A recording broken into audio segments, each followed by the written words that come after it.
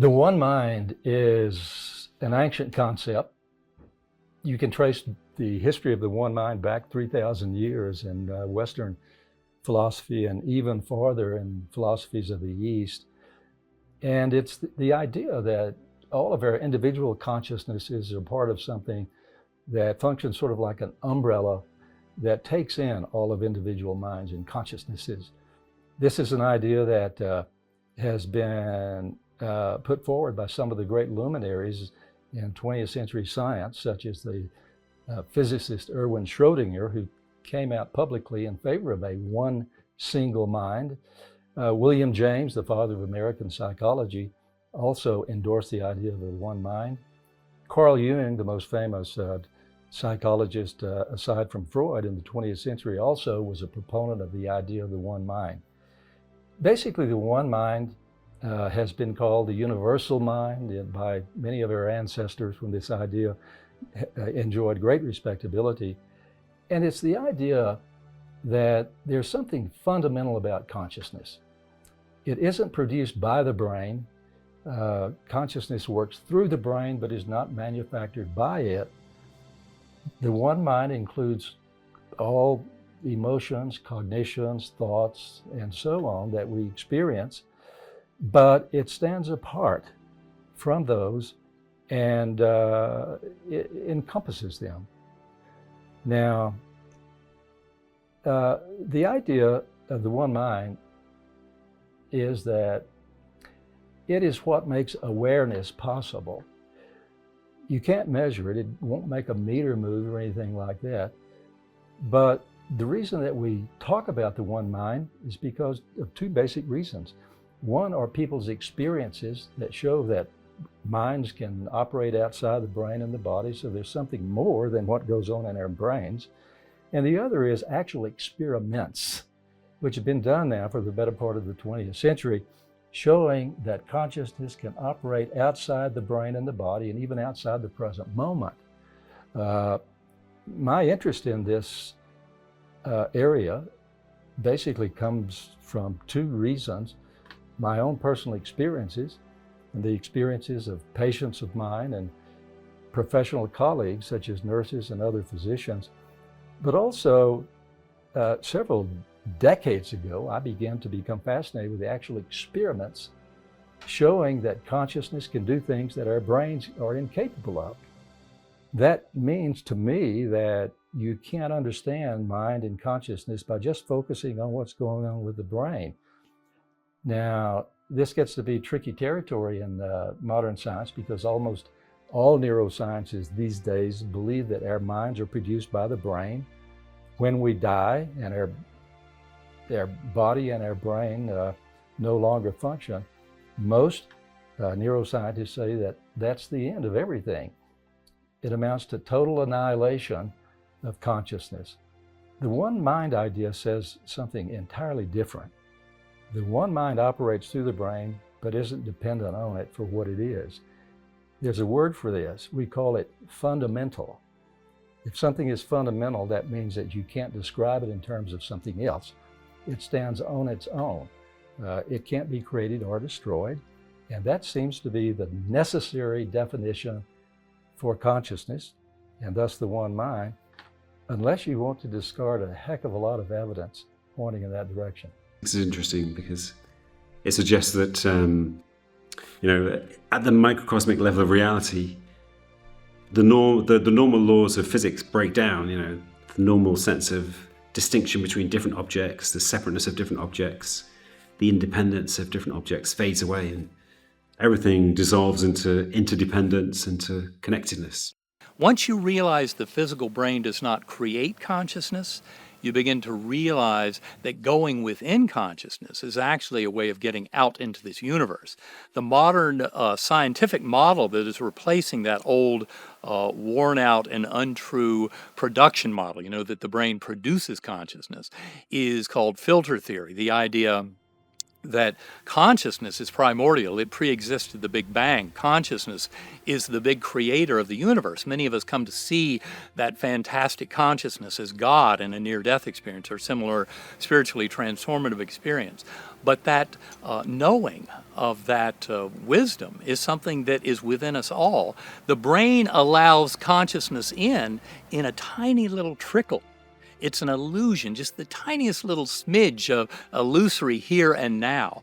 And by going within, we can actually work our way to the other side, go beyond the veil that people transcend in a near-death experience or other types of spiritually transformative experiences, and come into that universal and infinite consciousness in all of its power.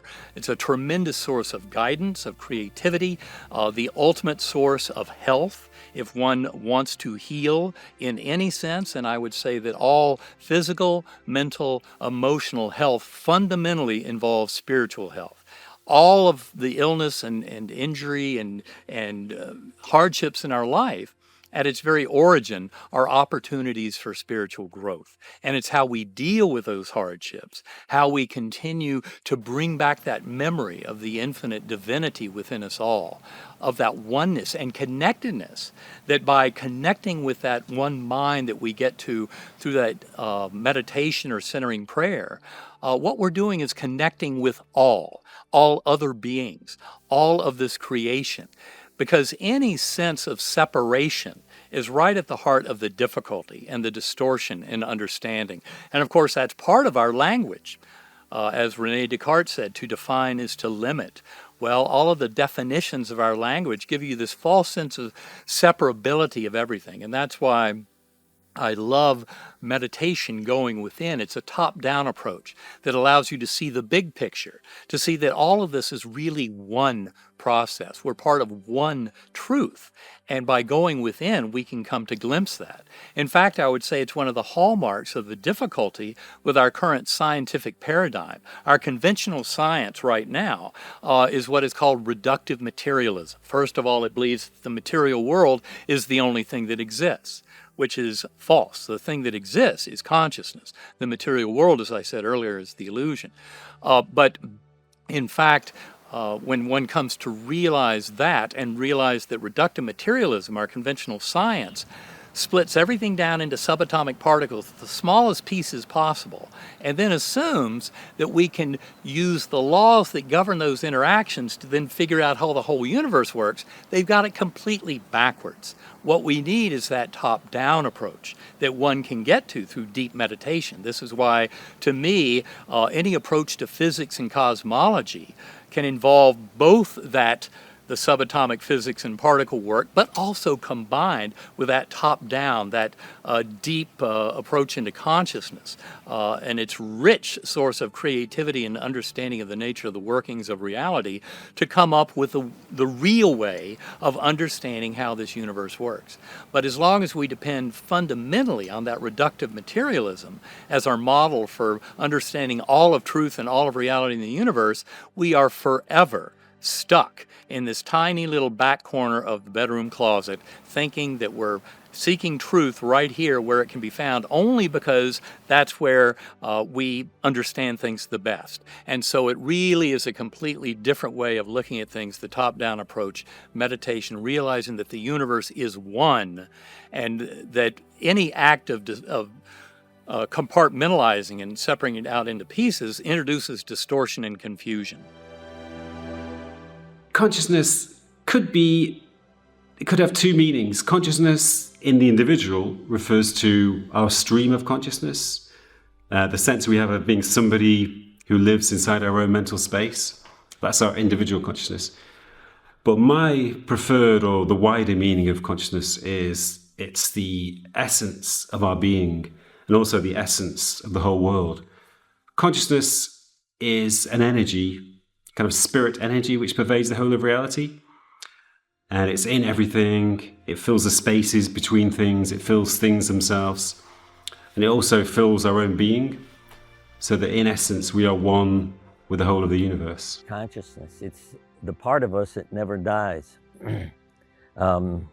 It's the awareness, in a sense, of everything. See, blind, I mean, if you read some of the books, near-death experience, blind people see when they leave their body. And you say, how does that happen? But the body is what's having the problem, not the consciousness. I had a near-death experience as a 4-year-old, choking on a toy. And as most children feel, I was upset when I didn't die, because it's a hell of a lot more interesting out of your body, especially when you're choking to death, than it is in it. But I know it's true. I always say, I don't live by beliefs. If I have an experience, I know it's true. Separation is the primary causal factor in pathological behavior. If you feel separate, if you feel isolated within your mental space, if you feel disconnected from other people and from the whole of reality and from God, then you have to kind of generate some form of consolation. You have to generate some form of alternative well-being, which you can gain.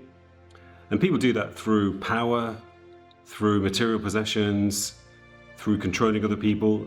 Even on a collective scale, I think that's the root of warfare. You know, the root of warfare is a desire to have power over other people, to gain other people's wealth and resources, to gain their territory.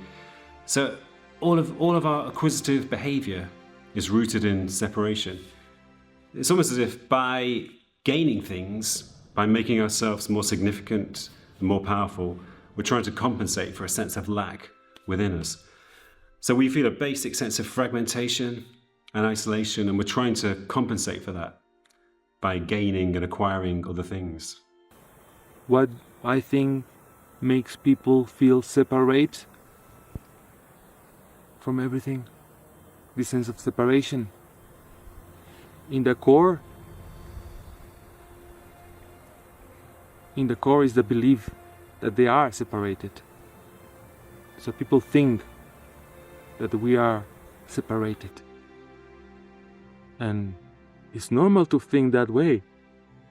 Well, early human beings felt an instinctive connection to their environment and towards each other. There was very little sense of separation. There was an intense participatory network of all reality, which human beings were included in. And that meant that societies were generally egalitarian. There was very little ownership of property, very little warfare, and life was generally quite harmonious and also quite easy. You know, hunter-gatherers who lived until about 8,000 BC. All of the world lived as hunter-gatherers. All human beings lived as hunter-gatherers. Hunter-gatherer was actually, their lifestyle was actually quite easy and quite leisurely. They didn't spend so much time hunting and gathering, just a few, maybe 4 or 5 hours a day. The rest of the time was leisure time. But there was a big shift, beginning around 6,000 years ago. There was a big shift, which I call the fall. And that was when the sense of separateness began to develop. That was when human beings began to feel that they were individuals inhabiting their own mental space. And so they weren't necessarily part of their community anymore. They weren't necessarily part of nature. They were individuals who lived in a world, who lived in their own bodies, rather than being connected and inseparable from them. Well, when this sense of separateness developed, when the fall occurred, that was a tremendous negative development in human history. There was a tremendous intensification in warfare, in hierarchy and conflict. That was when male domination began. That was when intensive warfare began. That was when very strictly hierarchical societies began to develop, and property was concentrated into the hands of a tiny minority of people. So all of that period, from that point onwards, human history was a nightmare. It was a catastrophe of endless warfare and endless conflict. And it's been like that right until the last few centuries, really. It's really only been in the last 300 years that things have begun to change. So I think over the last 300 years, there's been a new process, which I call the transfall movement. And that's a slow process of transcending the sense of separateness. There's a new movement towards integration. The ego, which was separate for so long, is now beginning to be integrated back into reality. And over the past 300 years, that's manifested itself in an increasing sense of compassion, an increasing sense of empathy, an increasing sense of connection to nature and to other human beings, and a slow a slow decrease in pathological behaviour, such as warfare and hierarchical societies, and also male domination. So I think over the past 300 years, this process, which I call the transform movement, has been in motion. And it's definitely intensifying as time goes by. So in the last few decades, it's been very, very intense, this process of moving beyond separateness. The place we are now in terms of human awareness is that we are suffering from a tremendous identity crisis. We have taken to believe that when we describe ourselves as individuals and as unique persons, that's the end of where we need to be. I think that's only a part of who we are. I'm certainly not against the idea of ego, personhood, developing individuality, but that's only one side of the coin. The missing part is the unitary, non-local, collective aspect of human consciousness. This has led to tremendous problems for our species. You know, in the West, we talk about rugged individuality, pulling ourselves up by our own bootstraps. This has led to an enormously distorted way to behave on this planet because we have no long-term vision, no collective idea of who we are. It's every man for himself. You know, there are phrases that capture this sort of behavior. We say, for example, you know, get it while you can't take it with you, and that sort of thing. This has led to an epidemic of greed and selfishness and mindless consumerism, which is destroying our planet.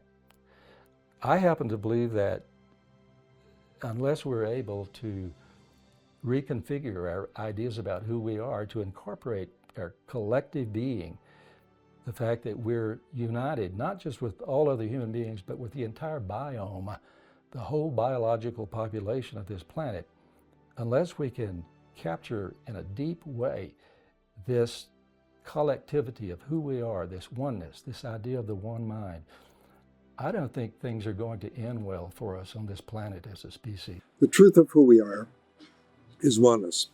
That's the Advaita teaching. That is really what every major religion, spiritual teaching throughout human history has taught.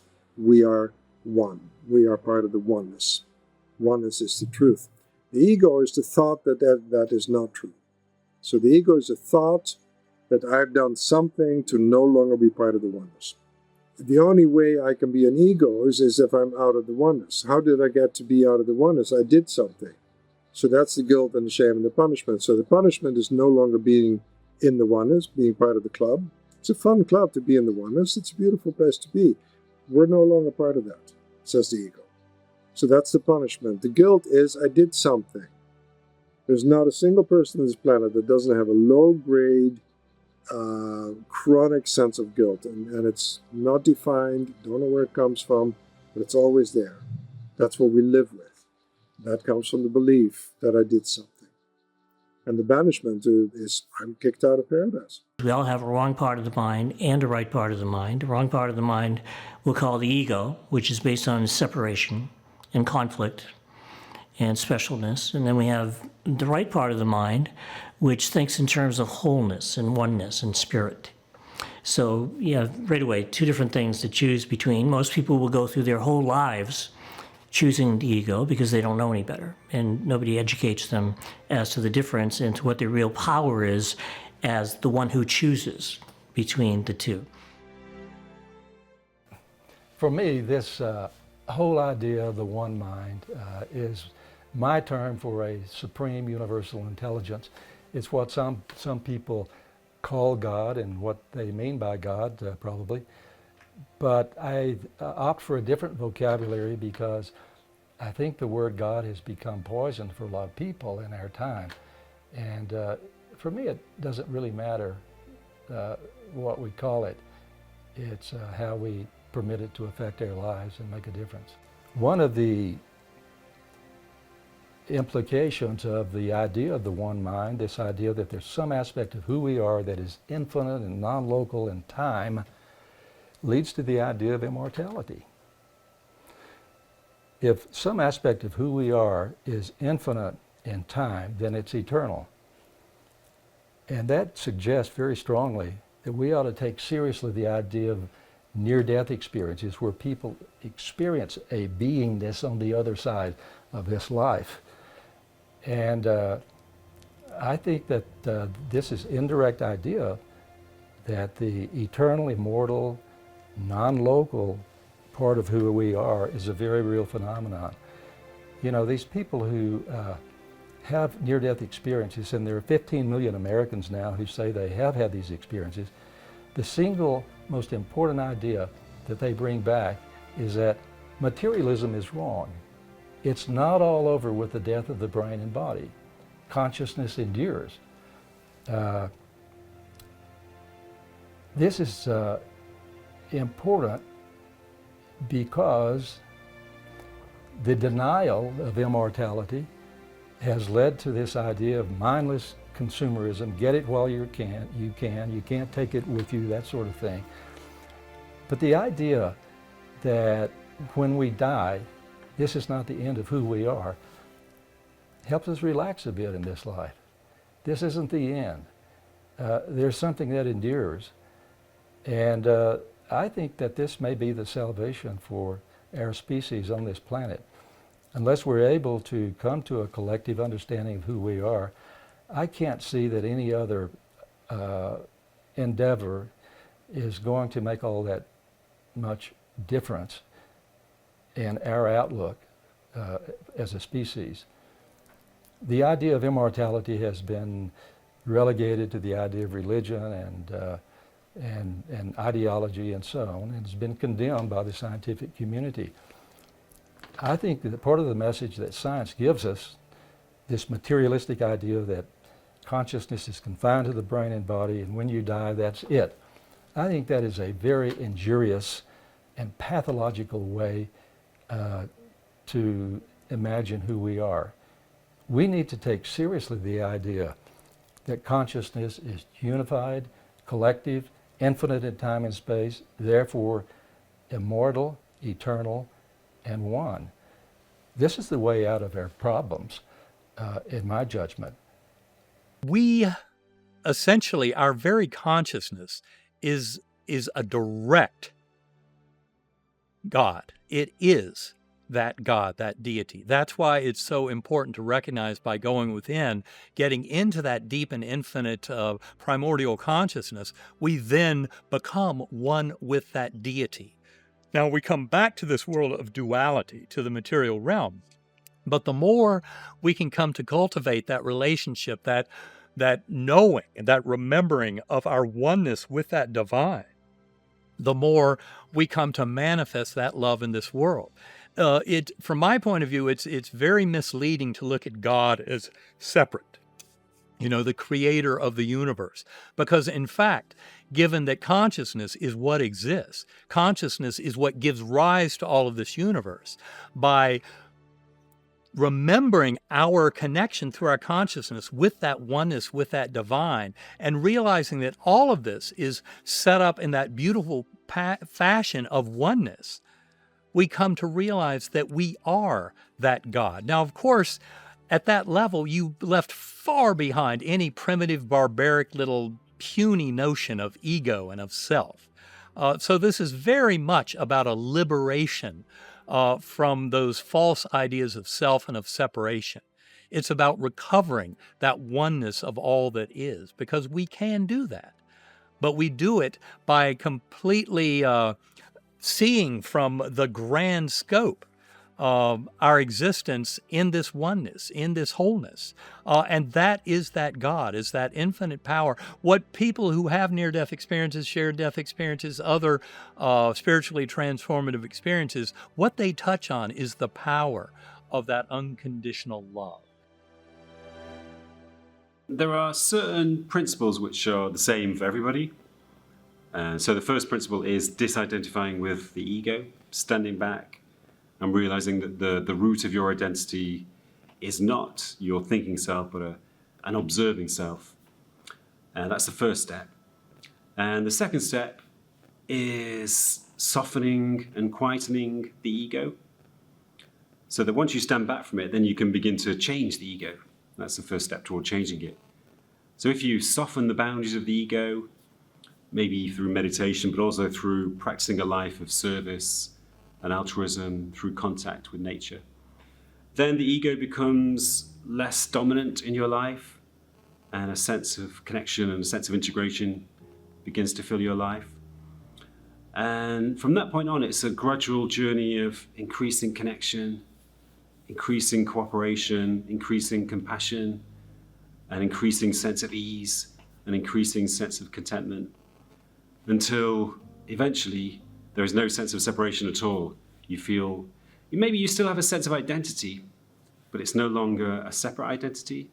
You feel intimately integrated and connected with the whole world and the whole universe. I think the more you do yoga, the more it's less about your body, and it's more about the philosophy of being at one and being connected and focusing on what unites you with somebody else instead of what makes you different. I think our culture is so focused on how you can be better, how you can be separate, how you can be an individual.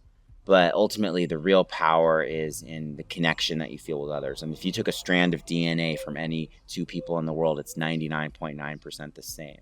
But we tend to focus on that 0.1%. I also often tell people on a spiritual pathway that you can read all the books and study everything you want to about consciousness, go to all the workshops, all the great speakers. But at the end of the day, the answers lie within us all. And the only way to truly get there is going within. That's why meditation is absolutely essential. Centering prayer, whatever means we have for reconnecting to that higher power, which is really our higher soul and our connectedness to all of the other life throughout the universe. You have been all your life thinking this way. You have been submerged in a society to think that way. How can you feel different, something that you don't even know? But more and more people are having what we can call a direct experience of it. In many ways, in many disciplines that you can practice, a spontaneous thing that sometimes happen to people. In ayahuasca, it happens very often. There are many techniques that drive you into that way to suddenly have the experience, maybe for the first time, have the experience of oneness with all that is, just a second, just a moment of that experience. And that will make a whole shift in your life, open a whole window in your life. Death, near-death experiences, things like that, are the same thing I'm talking. We can call it peak experiences. It's not enlightenment, just peak experiences of consciousness, of awareness.